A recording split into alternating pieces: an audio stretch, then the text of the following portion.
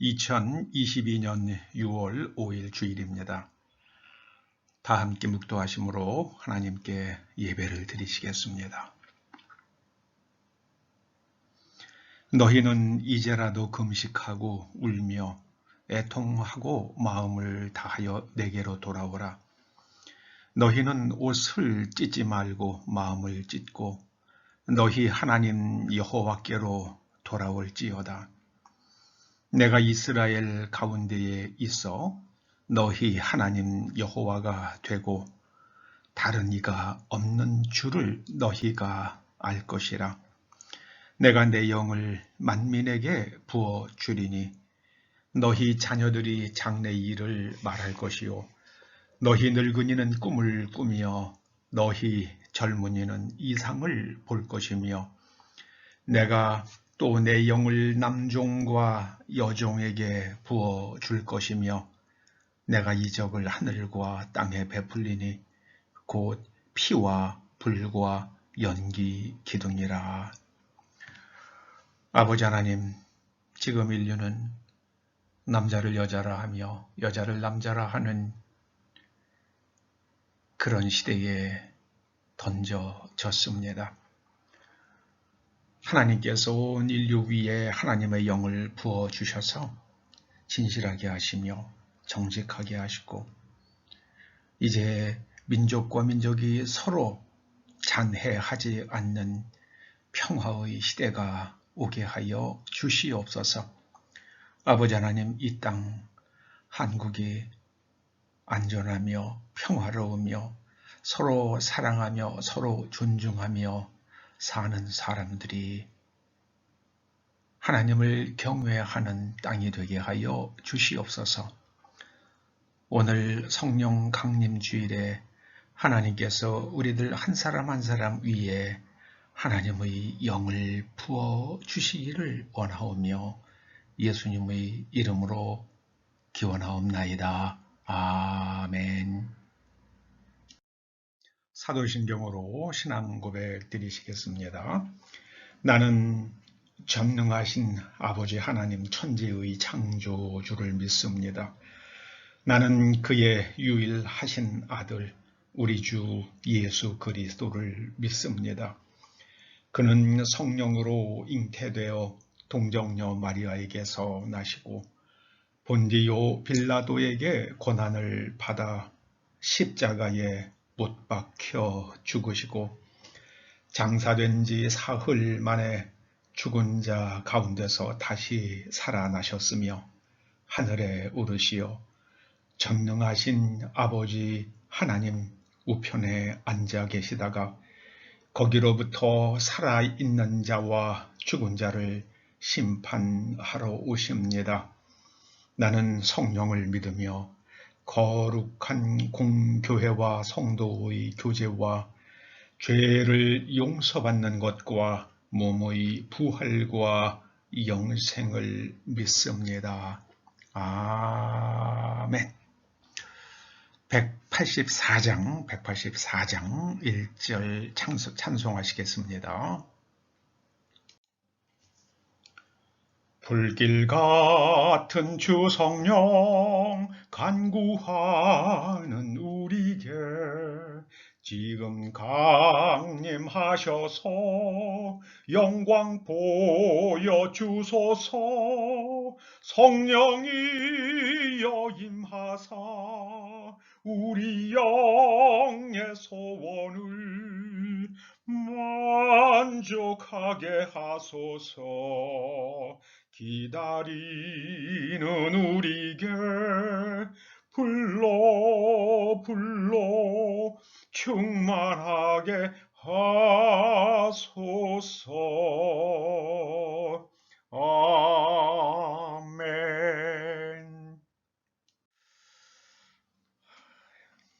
여러분들이 여러 모양으로 하나님께 봉헌하신 예물을 위해서 기도하시겠습니다.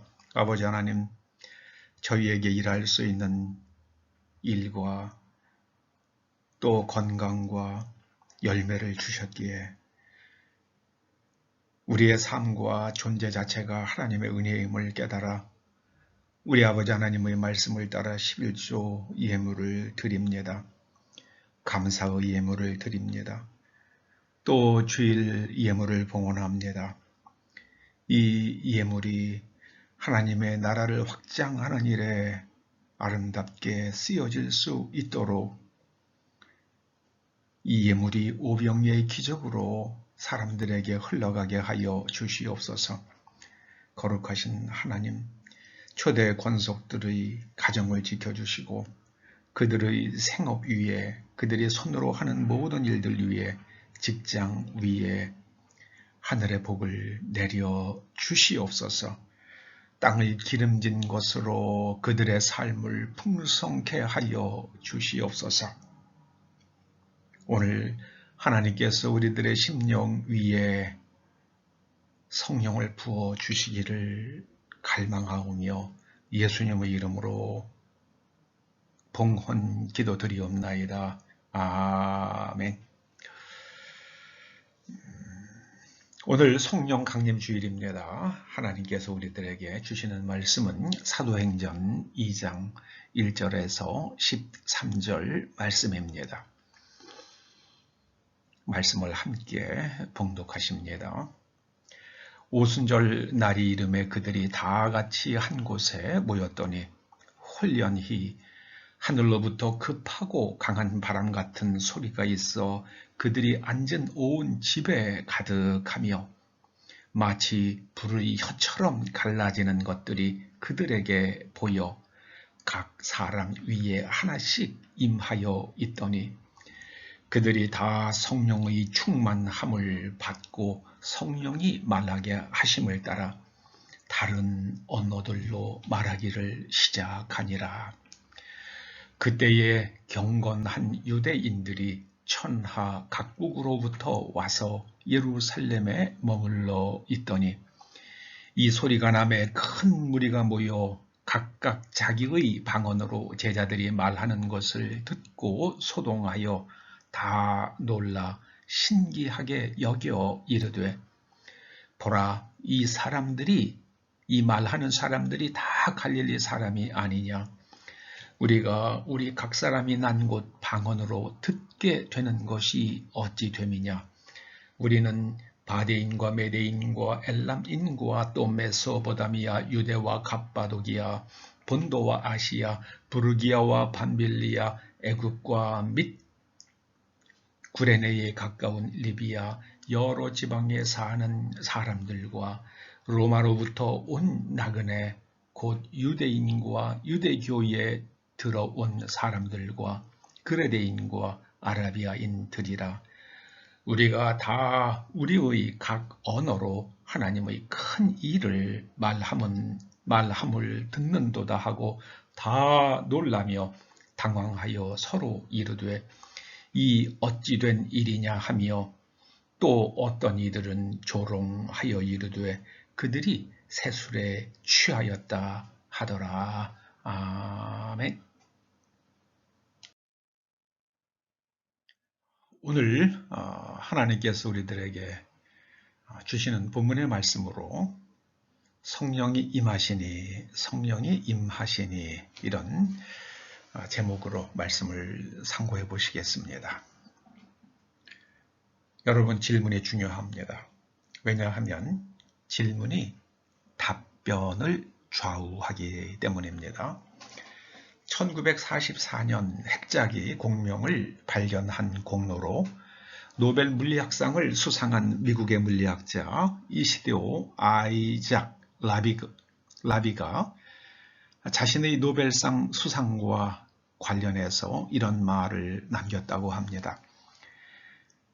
의도된 것으로 생각되지는 않지만 나를 과학자로 만든 분은 나의 어머니십니다.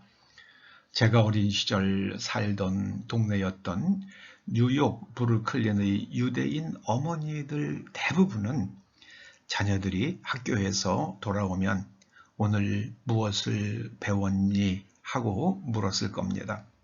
하지만 나의 어머니는 늘 이렇게 물었습니다. 오늘은 선생님께 어떤 좋은 질문을 했니? 오늘은 선생님께 어떤 좋은 질문을 했니? 어머니의 이 질문이 나를 과학자로 만들었습니다.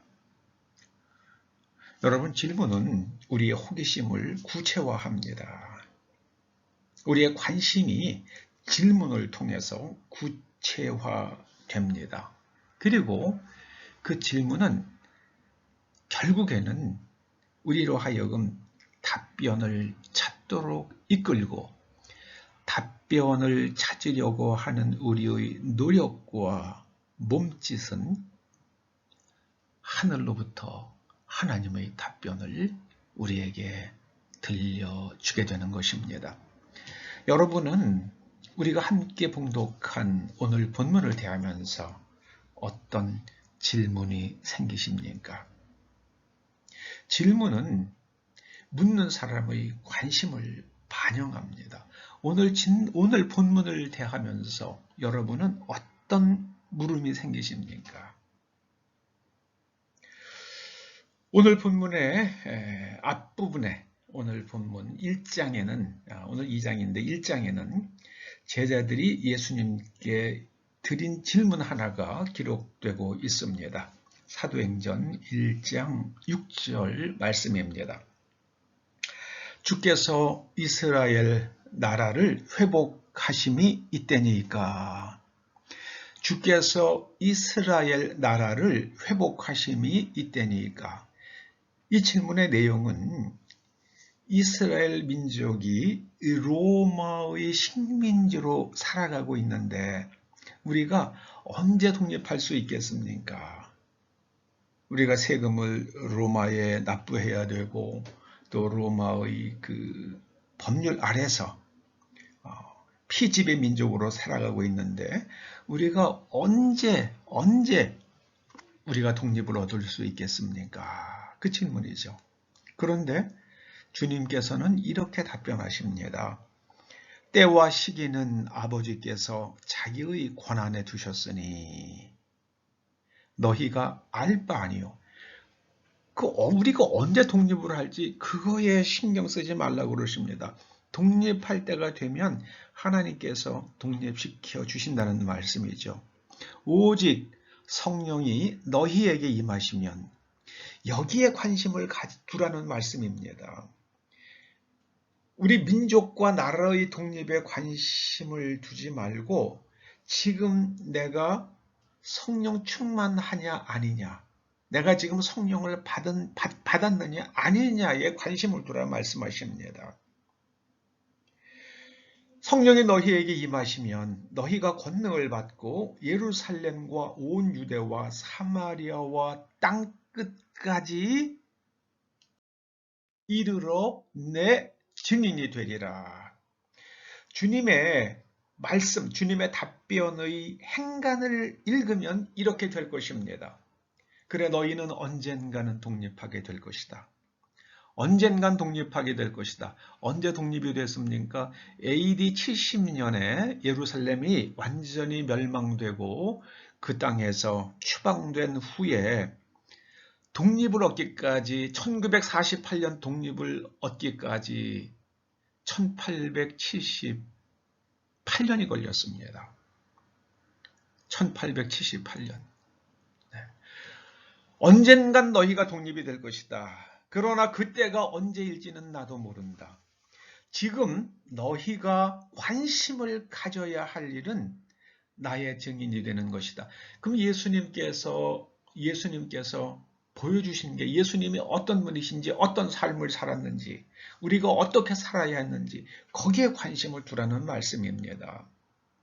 그리고 나의 증인이 되기 위해서는 너희가 권능을 받아야 한다. 어떻게 하면 우리가 권능을 받을 수 있겠습니까? 이 하나님 나라가 임하면 그 하나님의 나라가 임한 것을 증거하는 권능. 어떻게 하면 그 권능을 받을 수 있습니까? 성령이 너희에게 임하시면 너희가 권능을 받게 될 것이다. 그래서 주님께서는 제자들에게 예루살렘을 떠나지 말고 계속 거기에 머물르라 말씀하셨습니다. 예루살렘은 제자들에게 안전한 곳은 아니었습니다. 예수님께서 예루살렘에서 체포되시고 또 십자가형을 당하지 않으셨습니까?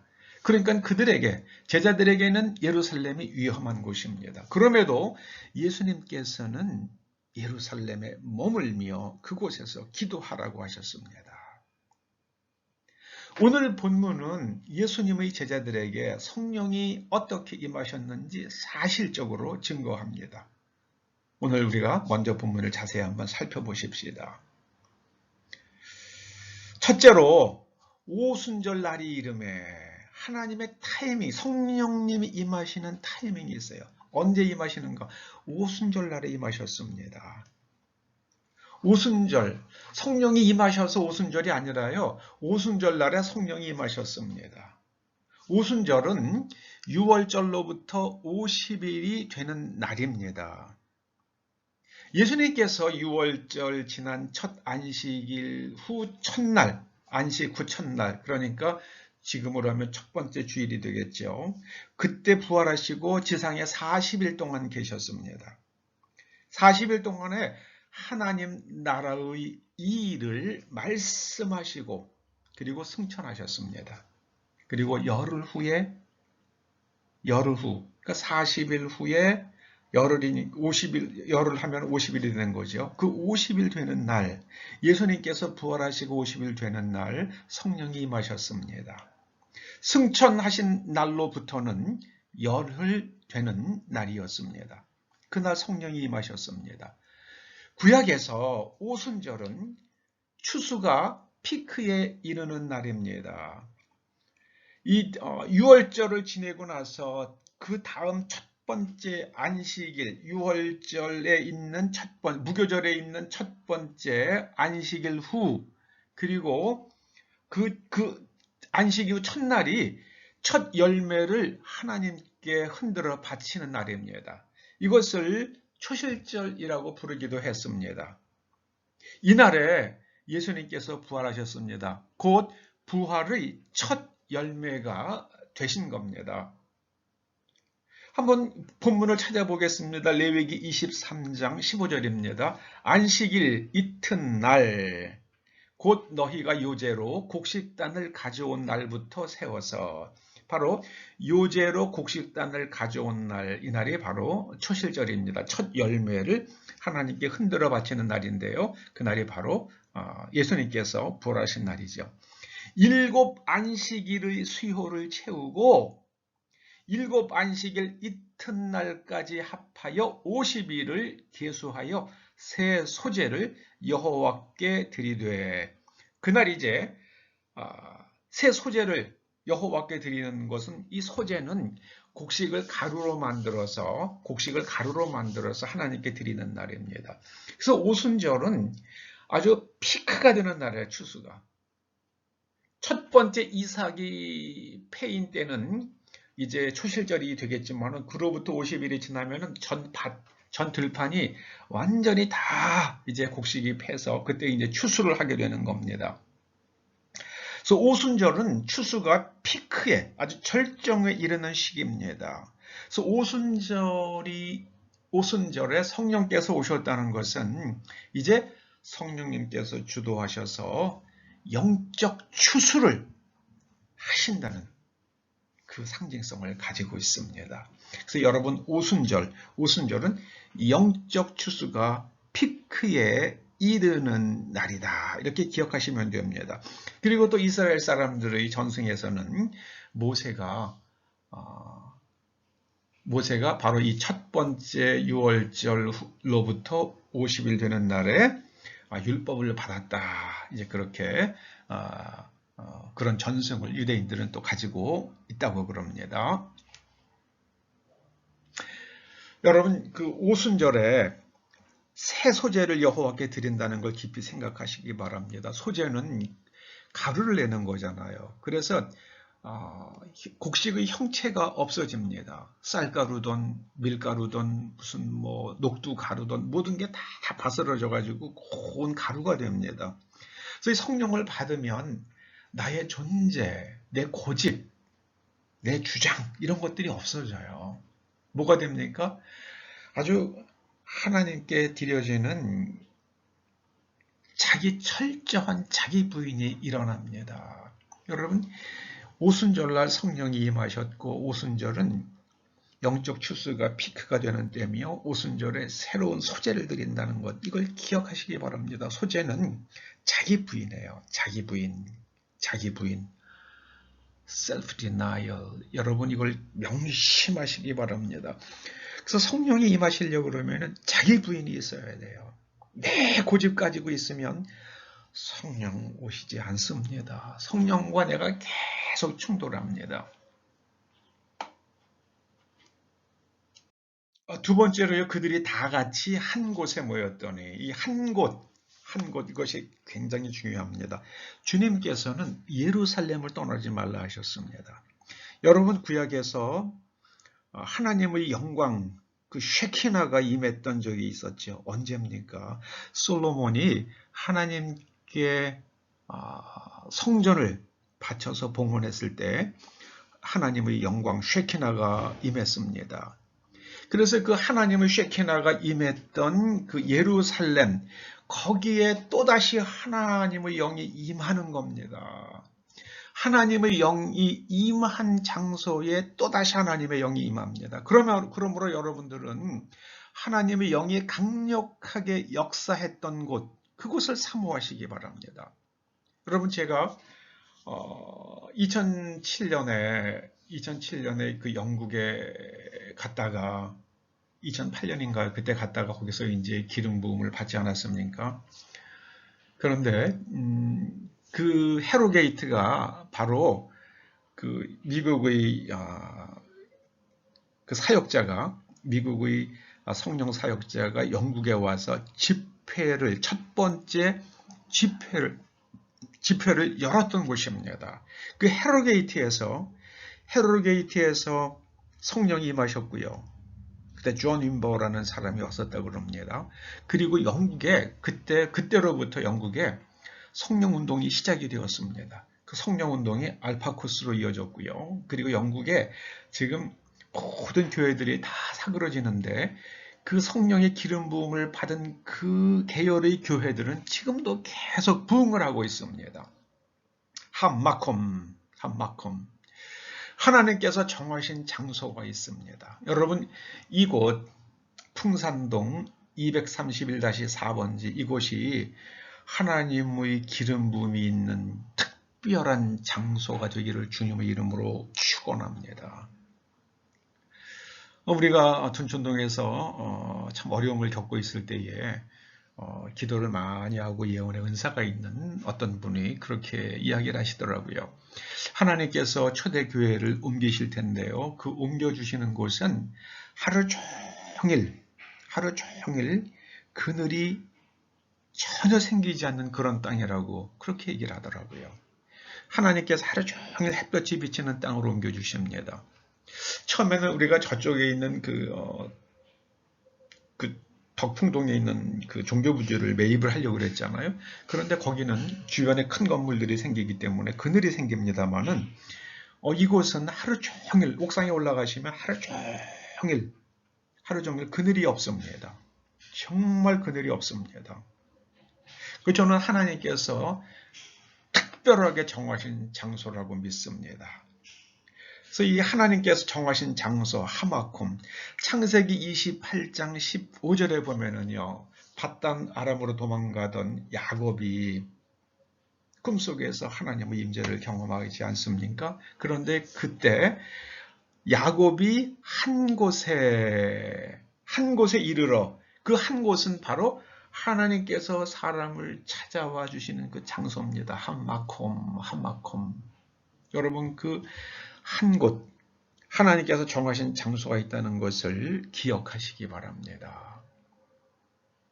그래서 아브라함이 이삭을 번제물로 바치려고 했던 곳, 그곳이 바로 이제 성전이 세워졌던 곳이라고 그러죠. 거기에는 지금 이슬람 사원이 서 있습니다만은 이스라엘 사람들이 그곳을 헐고 거기에다가 세 번째의 성전을 짓겠다. 그리고 모든 돌, 또 성전에 쓰일 집기 이런 것들도 다 준비해 놓았다고 그러지 않습니까? 자, 그들이 다 같이 한 곳에 모였습니다. 하마콤, 이 하마콤을 기억하시기 바랍니다. 그리고요, 세 번째로요, 호련히 갑자기예요.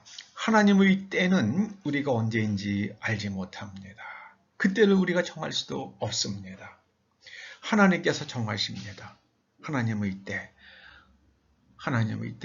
그러나 하나님의 때가 오도록 항상 기도하고 있어야 됩니다. 그때를 사모하고 기다려야만 합니다. 그래야지만이 그때인지 아닌지 분별할 수 있기 때문입니다. 하나님의 때 호련히 성령께서 임하실 겁니다.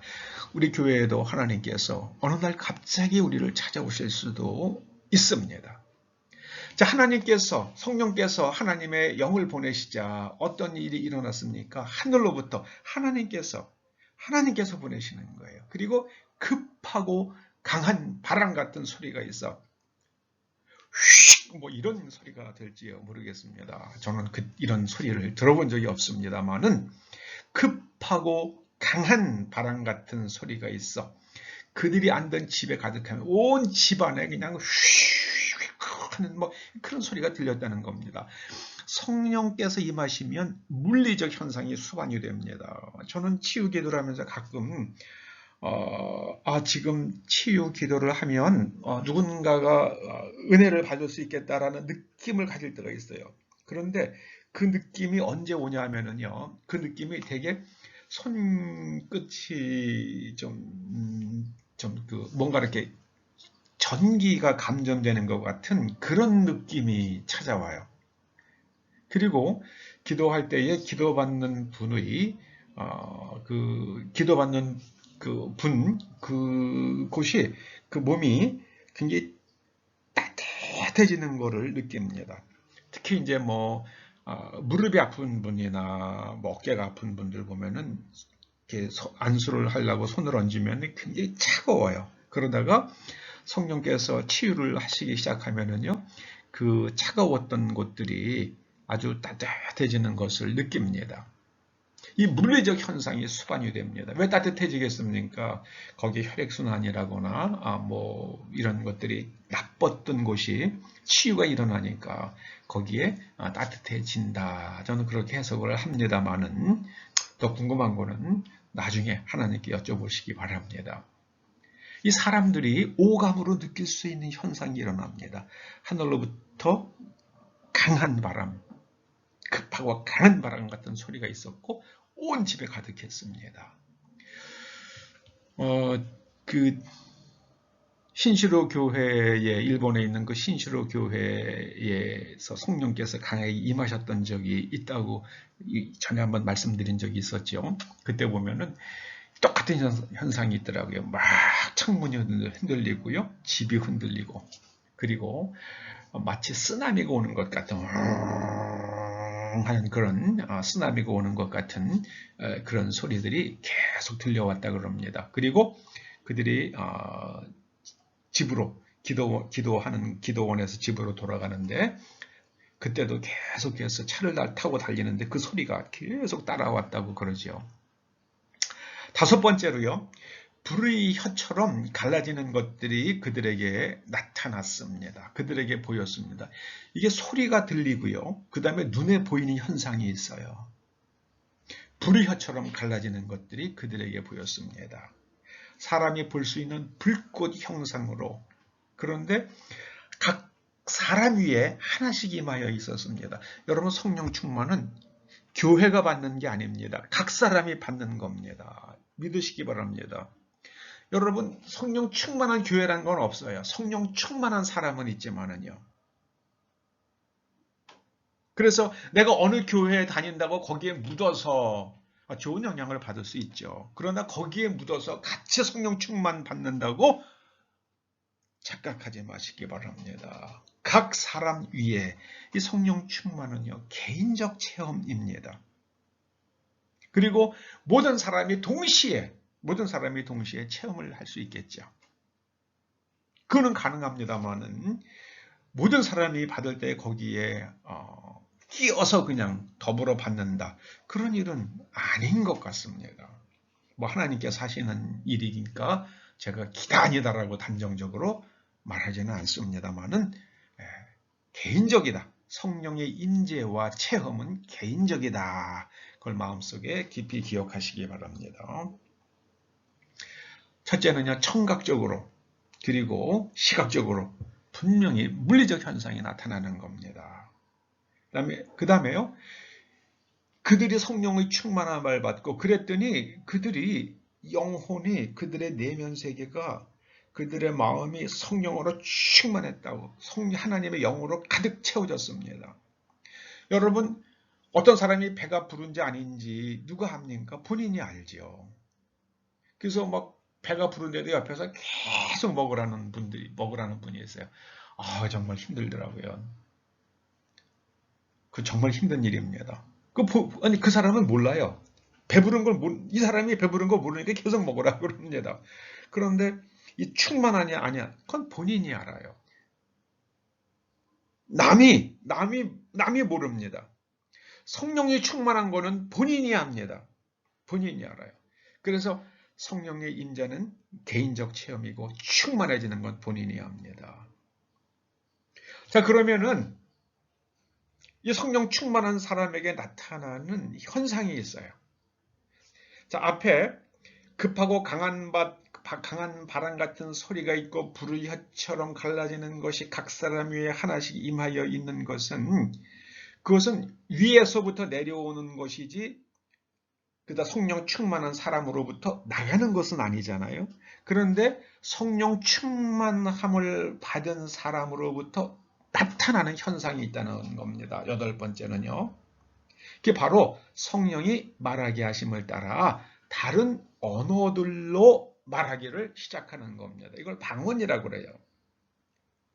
그래서 본인은 모르지만 지상의 언어로 말하는 방언이 있고요. 그 다음에 고린도전서 14장 2절에 말씀하는 바 하나님께 대하여 말하는 방언이 있습니다. 하나님만 아세요. 그러니까 말하는 사람도, 방언을 하는 사람도 모르고 듣는 사람도 몰라요. 방언을 말하는 자는 사람에게 하지 아니하고 하나님께 하나니 이는 알아듣는 자가 없고 영으로 비밀을 말함이라.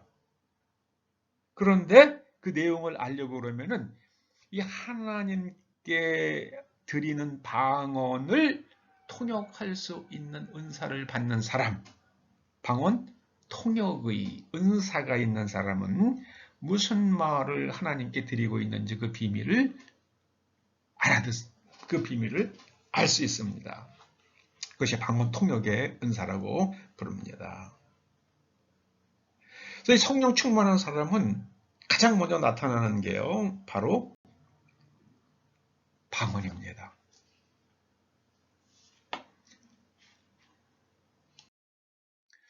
방언에 큰 유익이 있습니다. 방언에요. 고린도전서 12장 4절은요. 방언은 자기의 덕을 세운다. 그렇게 말씀합니다. 자기의 덕을 세운다는 것은요. 방언을 말하는 사람을 점점 더 견고하고 크게 만들어준다. 그런 뜻입니다. 성령의 그릇이 성령을 크게 받는 거예요. 네. 여러분 그릇이 작으면 종지 같으면 이만큼밖에 물을 한 10cc밖에 못 받잖아요. 그런데 바카스병 같으면 100cc 받습니다. 그런데 큰 바가지 같으면은요, 뭐 한 6리터나 그 정도 받겠죠. 10리터나. 근데 이만한 큰 생수통 같으면은 뭐 20리터 받을 수 있습니다. 그런데 탱크로리 같은 그런 큰 용기는요, 뭐 2만 리터, 1만 리터 혹은 2만 리터를 받을 수 있죠. 이 얼만큼 그릇을 크게 가지느냐에 따라 가지고 근데 어떻게 우리가 점점점 그릇이 하나님의 영을 받을 수 있는 그릇이 커지는가? 바로 방언을 통해서 우리의 영적 그릇이 커진다. 그렇게 말씀합니다. 그리고 이 방언으로 기도할 때에 은사의 문이 열립니다. 이게 굉장히 중요해요. 여러분 따라해 보십시오. 방언으로 기도할 때 은사의 문이 열린다. 잊지 마시기 바랍니다. 고린도전서 12장 14절에서 사도 바울이 우리에게 아주 간절히 말씀하십니다. 내가 만일 방언으로 기도하면 나의 영이 기도하거니와. 내 영이 기도하는 겁니다. 그러니까 내 영이 점점 커져요. 견고히 세워집니다. 그런데 나의 이성, 나의 마음은 열매를 맺지 못하리라. 그러면 어떻게 할까? 내가 영으로 기도하고 방언으로 기도하고 또 사람의 언어로 기도해서 내 정신세계를 갖다가 하나님의 말씀에 일치시키고 내 정신세계를 하나님의 말씀에 일치시키는 것을 구약에서 뭐라고 그런다고 그랬죠? 체닥합니다. 이게 바로 체닥하예요. 이게 바로 체닥합니다. 내가 영으로 찬송하고 또 마음으로 찬송하리라. 그래서 방언은요, 영으로 찬송하는 거예요. 방언의 내용은 하나님을 찬양하는 겁니다. 하나님께 드릴 말씀이 뭐가 있겠어요? 우리가 하나님을 찬양하는 거, 감사하는 거, 그리고 나의 소원을 아뢰는 거잖아요. 하나님께 우리가 세 가지밖에 더 하겠습니까? 하나님을 찬양하고 감사하고요. 내 마음의 소원을 아뢰는 거, 간구죠. 우리가 영으로 찬송합니다. 그리고 마음으로 찬송한다고 그럽니다. 여러분, 방언은 하나님을 향한 찬양이라는 걸 잊지 마십시오. 그렇지 않으면 네가 영으로 축복할 때에 알지 못하는 처지에 있는 자가 내가 무슨 말을 하는지 알지 못하고 내 감사에 어찌 아멘하리요. 그래서 네 감사에 방언은 하나님께 대한 감사입니다. 그래서 여러분 방언의 가장 주된 내용 두 가지는요. 하나님을 향한 찬양과 감사입니다. 여러분이 하나님을 찬양할 수 있는 언어를 한번 적어보세요. 하나님께 감사할 수 있는 내용을 적어보세요. 몇 줄 못 적어요. 그런데 방언으로 기도하면 2시간, 3시간, 4시간도 기도할 수 있습니다. 그 하나님을 향해서 우리 영으로 계속해서 찬양하고 계속해서 감사의 말씀을 드리게 됩니다.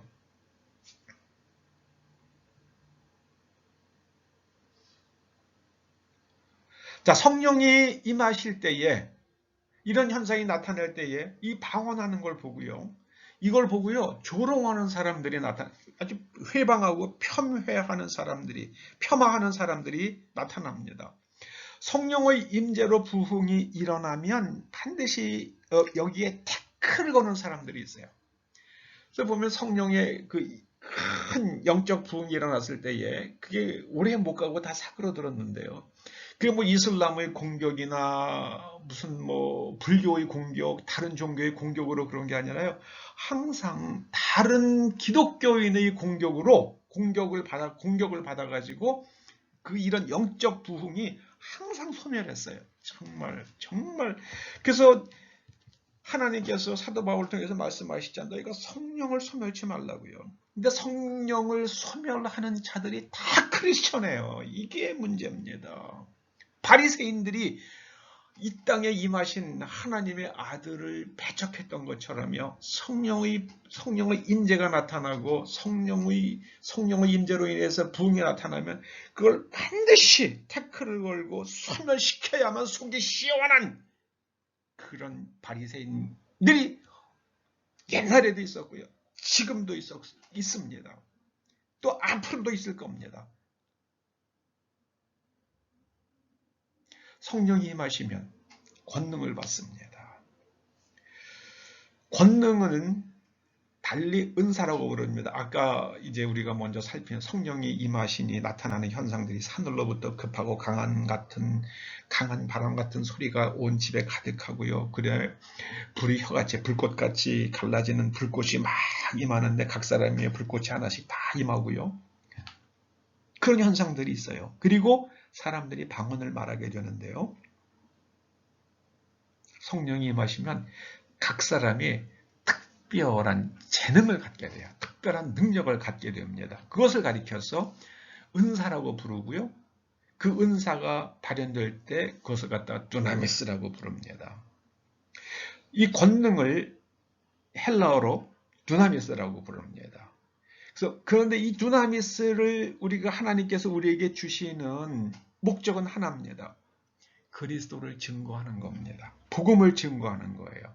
은사는 언제든지 복음을 증거하고 그리스도를 증거하는 것으로 사용되어야만 합니다. 고린도전서 12장에는 그 성령의 은사 9가지가 열거되어 있습니다. 지혜의 말씀, 지식의 말씀, 믿음. 여러분, 믿음이 그냥 우리가 교리를 배워서 수긍하는 게 아니라 이게 은사적 믿음이에요. 병 고치는 능력 행함. 예언, 영들 분별, 그리고 각종 방언 말함. 사도행전 2장에 나오는 이런 방언, 또 고린도전서 14장에 나오는 방언. 이건 영의 기도죠. 그리고 방언들 통역. 이런 은사들이 열립니다. 이걸 한번 조금 자세히 한번 살펴보시겠습니다. 먼저 지혜의 말씀을 살펴봅니다. 여기서 지혜로 번역된 헬라어가 소피아입니다. 소피아. 이 소피아가 남아있는 우리 영어 단어가 하나 있죠. 필라소피. 지혜를 사랑하는 게 필라소피죠. 그 소피아라는 거는 그 원래의 의미가 사물의 궁극적 본질에 대해서 깨닫는 걸 말합니다. 이 본질에 대한 깨달음을 소피아라고 그러는데요. 이 지혜의 말씀은 하나님의 말씀을 깨닫는 은사입니다. 그 하나님의 말씀을 들었는데 그 말씀이 무슨 뜻인지를 모르면 그 뭐 들으나 마나 아니겠습니까? 그러면 그 말씀을 깨달은 사람이 말씀을 잘 풀어줄 때에 비로소 사람들이 깨달을 수 있겠죠. 자, 그러면 이 지혜의 말씀을 구체적으로 우리가 어떻게 적용할 수 있는가?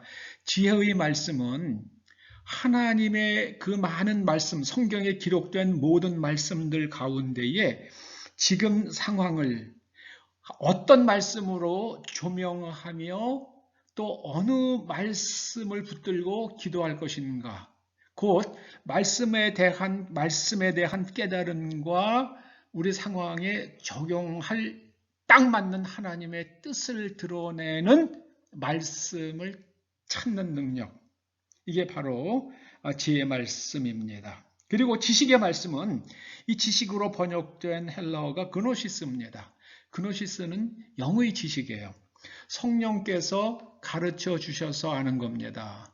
성경에 나와 있는 대표적인 지식의 말씀의 은사를 보면 예수님께서 우물가에서 만난 여인의 과거에 대해서 쫙 아시죠. 예수님께서 어떻게 아셨겠습니까? 이게 바로 성령 충만하셨던 예수님께 임한 지식의 말씀의 은사겠죠. 그리고 또 사도 베드로가 아나니아와 삽비라가 어떻게 그 사도들에게 거짓말을 했는지 다 알잖아요. 그게 지식의 말씀입니다. 그리고 사도행전 14장에 나오는 바 사도 바울이 루스드라에서 날 때부터 안진뱅이 되었던 사람을 바라보면서 그 사람에게 구원받을 만한 믿음이 있는 것, 그걸 보고 압니다. 그게 지식의 말씀이죠. 그걸 아는 거예요. 그래서 성령께서 가르쳐 주셔서 아는, 성령의 능력으로 아는 것입니다. 누가 가르쳐 주어서 아는 게 아니라 그걸 가리켜서 지식의 말씀이라고 부릅니다. 그리고 믿음은 은사적 믿음이에요. 우리가 교리를 배워서 교리를 수긍하고 동의해서 동의한 것을 부르는 그 믿음이 아닙니다. 예를 들어 봅니다. 회당장 야이로의 딸이 죽었을 때에 그 야이로의 집 사람들이 야이로를 찾아오고 있잖아요. 그래서 야이로가 예수님을 모시고 자신의 집으로 가는 도중에 이미 집에서 온 사람들을 만나고 딸이 죽었다는 것을 통보받습니다. 그 딸이 죽었으니까 다 끝났다고 생각한다고 그러면 그 예수님 모시고 가서 뭐 하겠습니까? 이제 집에 가서 이제 그 어수선하고 장례식 분위기에서 예수님이 하실 게 아무것도 없잖아요. 그런데 예수님께서 야이로에게 뭐라고 말씀하십니까? 두려워 말고 믿기만 하라. 믿습니다. 이게 바로 은사적 믿음, 성령께서 주시는 믿음입니다. 그래서 야이로는 믿음으로 예수님을 모시고 집으로 갑니다. 그리고 거기 있는 사람들을 다 내보내라고 그러실 때에 야이로가 또 다 내보내죠. 시키는 대로 합니다. 왜요? 예수님께서 죽은 야이로의 딸을 살리실 것을 야이로가 지금 믿고 있습니다. 여러분, 행동을 보면 압니다. 그런 일이 일어나기를 원하는 것과 그런 일이 일어날 것을 믿는 것은 다릅니다. 예컨대 미국에서도 그랬다고 그랬죠. 어느 목사님이 다음 주일에 우리가 비가 올 것을 기도하십시다. 그리고 기도했습니다. 그런데 그 다음 주일에 교회에 우산을 가지고 온 사람이 주일날 아침까지도 해가 쨍쨍 나니까 아침에 날이 맑으니까 아무도 우산을 안 가져왔는데 어떤 어린아이가 하나 우산을 가지고 왔다고 그러잖아요. 그리고 집으로 돌아갈 때 비가 엄청 와가지고 사람들이 비를 맞고, 옛날에 자동차가 없던 시대인가 봐요. 비를 맞고 집으로 돌아갔다. 그런 미국 교회사에 나오는 기록도 있더라고요. 기도했으면, 믿으면 정말 비가 올 것이다라고 믿으면 우산을 가지고 나가죠. 뭐 우찌무라 간조한테도 그런 비슷한 또 간증이 있더라고요. 그게 바로 믿음입니다. 믿음. 여러분, 믿고 기도하면 놀라운 일들이 일어납니다. 소원이 중요한 게 아니에요. 이 믿음이 중요한 겁니다. 그리고 병 고치는 능력. 이게 어떤 사람을 위해서 기도하면 병이 나을지 짐작이 가요. 이 지식의 말씀으로 알죠. 그런데 병 고치는 은사가 임한 사람들은 아픈 사람 위에 손을 얹고 기도하면 하나님의 두나미스가 흘러옵니다. 그 믿음을 타고 흘러와요. 여러분, 믿음은 통로입니다. 믿음은 통로예요. 그 믿음의 통로로 하나님의 권능, 하나님의 두나미스가 흘러오면 모든 망가진 것들이 다 새로워집니다. 가장 놀라운 간증 하나는요, 이 골절상을 입은 사람의 뼈를 고정시키기 위해서 박아놓은 철심이 소멸된 그런 간증도 있더라고요. 정말 놀랍습니다. 그다음 병 고치는 능력이요. 그리고 능력 행함. 예수님께서 물 위로 걸어가시고요. 오병의 기적을 행하시고 이런 것들이 다 능력 행하는 거죠. 능력 행함도 성령의 은사 중에 하나입니다. 우리도 경험하지 않았습니까? 한 2008년경인가요? 그때 태풍이 막 심하게 온다고 그럴 때 그 태풍이 열대성 저기압으로 바뀔 것을 우리가 막 기도했잖아요. 우리 그 다음날 다 봤죠. 그리고 열대성 저기압으로 바뀌어서 이 땅에 충분한 비만 뿌리고 태풍이 물러갔다는, 한반도를 통과했다는 그 뉴스를 접하지 않았습니까? 그날 저녁 때 나와서 기도한 사람들은 다 경험했습니다.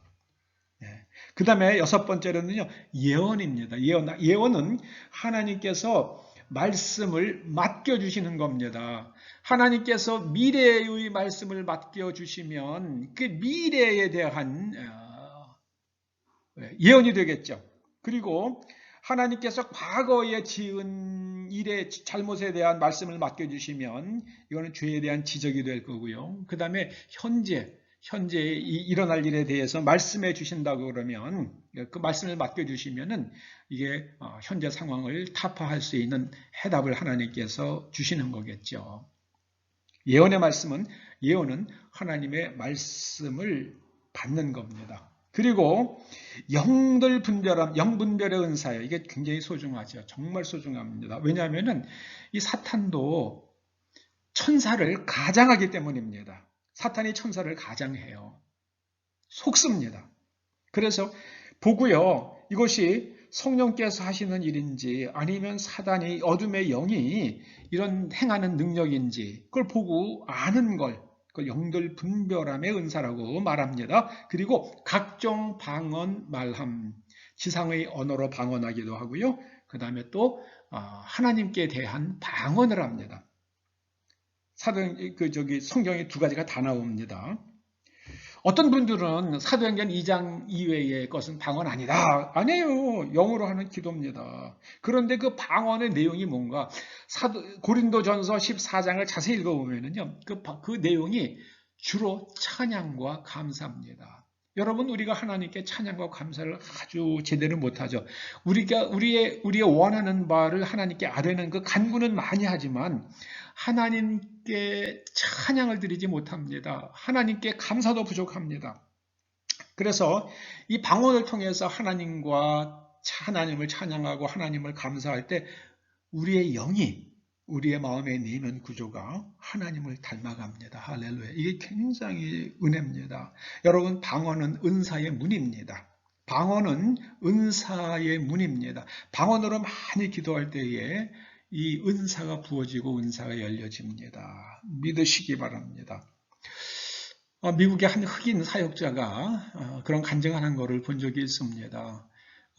청소년 때부터 하루에 2시간씩 방언으로 기도를 했더니 한 2년쯤, 그러니까 1400시간 정도 기도한 거겠죠. 그런 정도 방언으로 기도를 했더니 놀라운 은사를 받았다. 그런 간증하는 것을 본 적이 있습니다. 여러분들도 이 하나님의 은사를, 성령의 은사를 받기 갈망하신다 그러면은 매일 1-2시간씩, 2시간씩 한번 방언으로 꾸준하게 기도해 보시기 바랍니다. 그리고 방언들 통역이요. 이 방언은 내가 만약에 러시아어로 말을 한다. 그러면 저는 러시아 말을 모르니까 누군가가 러시아 말을 아는 사람이 통역을 해주면은 제가 무슨 말로 하나님께 기도를 했구나 그러고 제가 알겠죠. 그리고 또 고린도전서 14장에 있는 그 방언을 제가 방언으로 기도한다 그러면 그 영으로 하는 그 기도의 비밀을 방언 통역의 은사를 받은 사람은 알려줄 수 있겠죠. 그런데 경험적으로 보면 이 방언 통역의 은사는 주로 예배 시간에 많이 나타나더래요. 그래서 어떤 사람이 방언으로 기도하면은 그 다음에 다른 사람이 그 방언으로 내용을 통역을 해서 그 공동체나 또 지역사회에 굉장히 영적인 유익을 얻은 그런 간증들이 꽤 많이 있더라고요. 그런 것도 읽어본 적이 있습니다. 성령 충만할 때 발현되는 초자연적 은사들이 있습니다. 지혜의 말씀, 지식의 말씀, 믿음과 병 고치는 능력과 능력 행함과 예언과 영들 분별과 각종 방언 말함과 방언들 통역, 이런 은사들을 많이 받으시기 바랍니다. 성령이 임하시면 우리가 귀로 들을 수 있는 바람소리, 또 창문이 흔들리고 건물이 흔들리고 그 다음에 또 불이 임하고요. 사람들이 불꽃이 임하고 성령이 충만하면서 방언이 터집니다. 그리고 하나님의 은사가 임해서 그 은사들로 무엇을 하는가? 예수님을 증거합니다. 예수님의 증인이 됩니다. 여러분, 예수님을 증언한다는 게 무슨 일이겠습니까?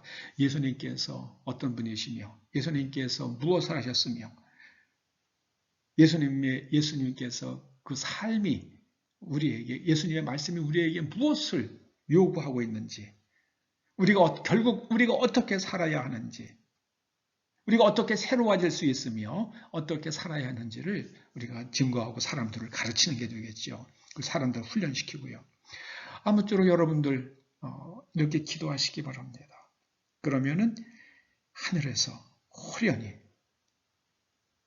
성령이 임하시고 성령 체험 수준이 아닌 성령 충만함이 임할 줄로 믿습니다. 기도하시죠. 할렐루야, 주님을 찬양합니다. 할렐루야, 성령님 찬양합니다. 감사합니다. 2000여 년 전 이 땅에 오셔서 땅을 터치하여 주셨고 주님의 제자들 위에 임하셔서 그들에게 권능을 부어주셨고 복음을 전하게 하셔서 오늘날 저희들이 성령의 터치하심으로 주님을 영접하고 하나님의 자녀가 되었습니다.